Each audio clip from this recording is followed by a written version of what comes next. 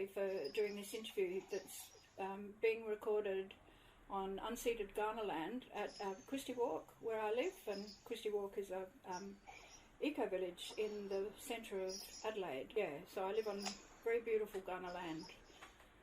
I'd like to ask you a few questions in relation to a project that I'm doing, and in relation also to the parallels between what happened in South Australia and in South Africa under the apartheid system, and South Australia's involvement in the anti-apartheid movement. And I'm mentioning South Australia specifically because I got a grant from the SA History Trust, and it's about it's about Australia, but it's primarily about South Australia. You were in South Australia for quite a while, weren't you? I have a long association with South Australia, going back about 50 years or so. I first went to Adelaide in the early 1970s to late 60s, early 70s to help set up the South Australian version of the Aboriginal Legal Service that we had set up in Redfern. And it was in Adelaide that I first met Harold Thomas, which led to me being with Harold at the time that he designed the Aboriginal flag in Adelaide when he was living there. And over the years, I've had, like I say, I've had a long association with South Australia. In the 1980s, I chaired a major report on Aboriginal health in South Australia for the then South Australian Health Minister, Dr. Cornwall. So, like I say, I've had a long association with your fair state. Were you involved in the anti-apartheid movement, particularly in South Australia? I can't recall going to any of the actions during 1971 in Adelaide, but I was very intensively involved in anti-apartheid stuff in the eastern states, especially in Sydney and Melbourne. And I'm going to say this, and it may cause some ripples in South Australia, but from the talks that I've listened to, from the interviews that I've done, I have this perception Adelaide and / South Australia sees itself as quite different in terms of the, in inverted commas, settlement of the country, because it wasn't a convict country. Would you agree with that perception? I'm aware that is the perception that perhaps South Australians have of themselves, but in 1971, when I went over there to help set up an Aboriginal legal service, the mere fact that such an organisation was perceived by the Aboriginal community over there as necessary says something about the true nature of South Australia. In the years later, when I did the health report for the South Australian Minister for Health, the appalling health conditions that I saw with my own eyes in Aboriginal communities throughout South Australia also said to me that, this place has a pretty appalling history when it came to the treatment of Aboriginal people. So, reality often collides with people's perceptions of things, but the reality that I saw with my own eyes told me what the real story of the underbelly of South Australia was all about. Yeah, exactly. The perception, well, it's called the city of churches, which gives off a whole sort of a meaning. And the other thing is, and I think in a previous conversation you mentioned this word, Adelaide is perceived as genteel. It's sort of like it's more English than the rest of the country. And yet that genteel society produces some of the more of extraordinary Australian serial killers. At the time we're talking about in early 1970s, there seemed to be a lot of gay men that seemed to have been murdered around the place there. So, there's always been evidence of the Adelaide underbelly there for anyone who cared to take any notice. But, you don't have to scratch that hard. Australians have a long history of self-delusion. Yes. Encouraged along the way in more recent times by a man who started off in Adelaide, Rupert Murdoch, and his tabloids and his Sky TV and his attempts to introduce Fox TV into Australia. But we won't go into that today, but they are factors. Yeah.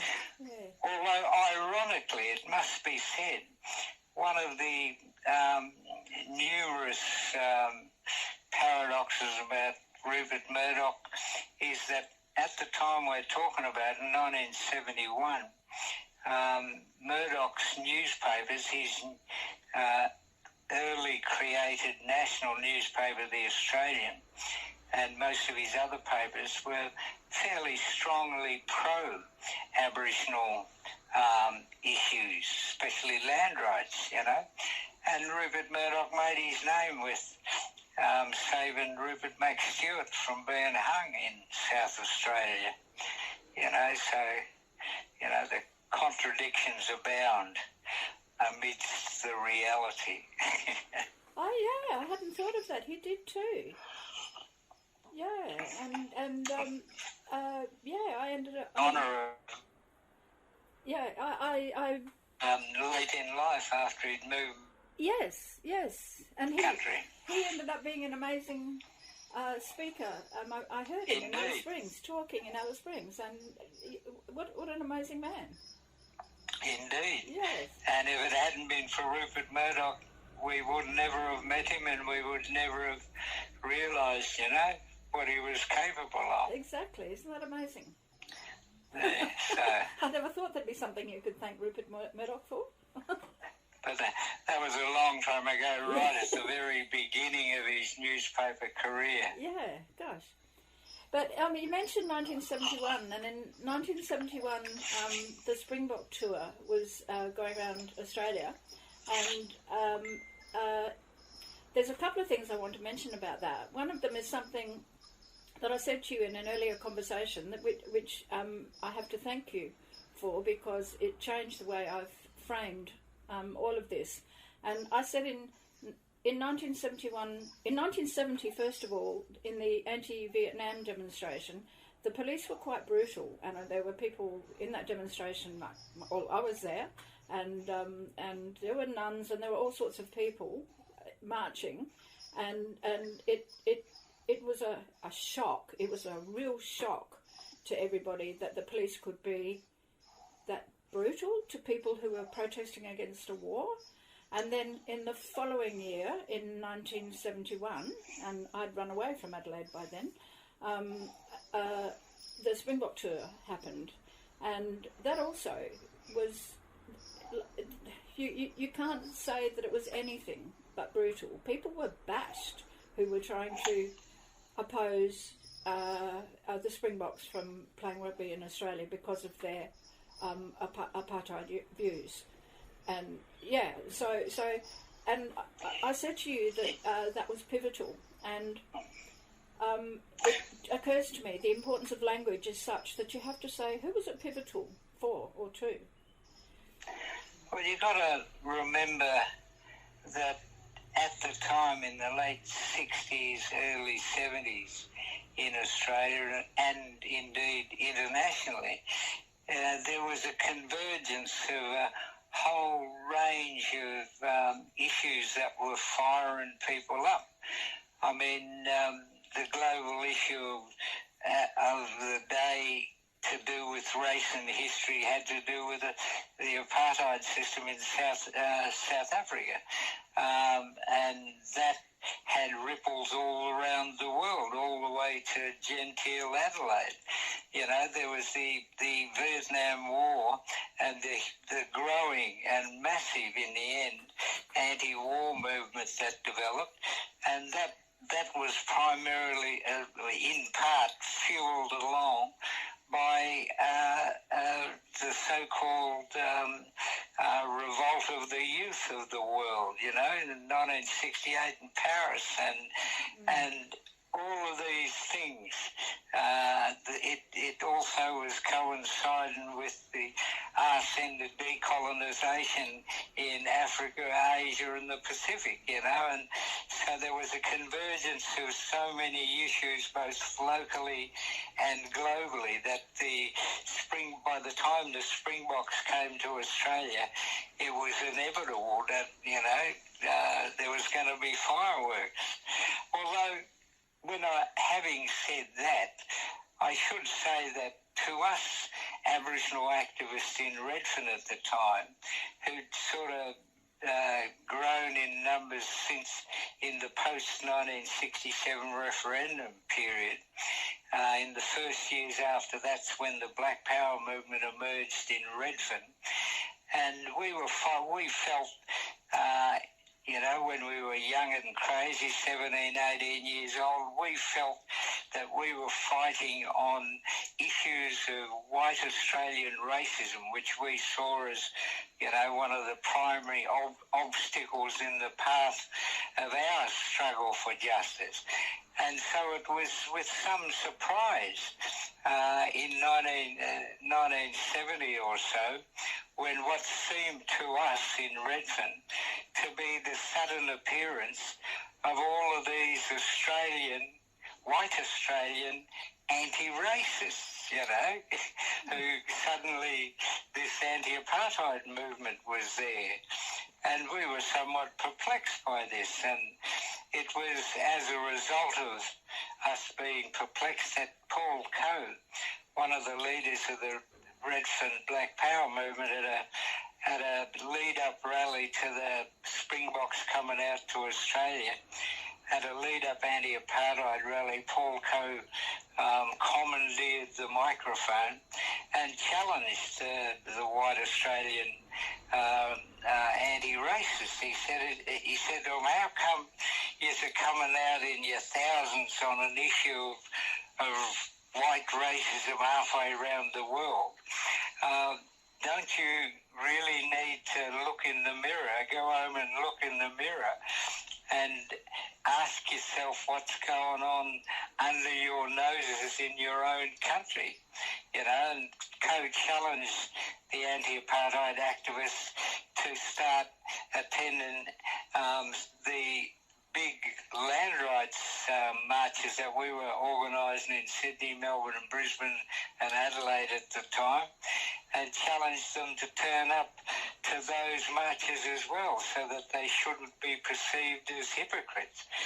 And instead of rejecting us as just a bunch of young black radicals from Redfern, the anti-apartheid movement in the form of its leaders, Dennis Freeney, Meredith Bergman, Peter McGregor in Sydney, they took up the challenge and they accepted the challenge, and they began a discussion amongst their own ranks, talking about issues related to Australia and how those issues connected with the very issues they were demonstrating about in South Australia. You know, and they were educated into understanding that until just a couple of years before, 1967, New South Wales had in place a system of apartheid that had predated the version that existed in South Africa, you know, and so a very productive educative process began, and that led to people like me and Paul Cohen and Bruce McGuinness in Melbourne and Harold Thomas and others in Adelaide linking up with the broader anti-apartheid actions of the day. And it took the horror in another country for people to see it. Indeed, but a similar sort of phenomenon's happening today among a new generation, in that the current global issue relating to history and race has to do with Black Lives Matter and issues like that, around which, it's very easy for young Aboriginal activists of a new generation to be vocal about, because, the incarceration rate of Aboriginal people in Australia today makes us one of the most jailed people on earth. We constitute less than a couple of % of the population, and in parts of Australia constitute 99% of the prison population. These are scandalous discrepancies, and the rate of Aboriginal deaths in custody has not diminished in the 30 years or so since the Royal Commission into Aboriginal deaths in custody. And one of the primary recommendations of that Royal Commission was that the primary reason so many Aboriginal people are dying in prison is because there are so many Aboriginal people in prison, and that the reason so many Aboriginal people are in prison is because of the deeply embedded and deeply entrenched racism that pervades the Australian criminal justice system, from your local police station all the way up to the High Court. So, Australia, 50 years after the Springbok tours, pretty much has the same problems that we were looking at back then. These are the issues that persist, that Australians keep on running away from, and persist in looking for that nice, genteel image of themselves that makes them feel comfortable.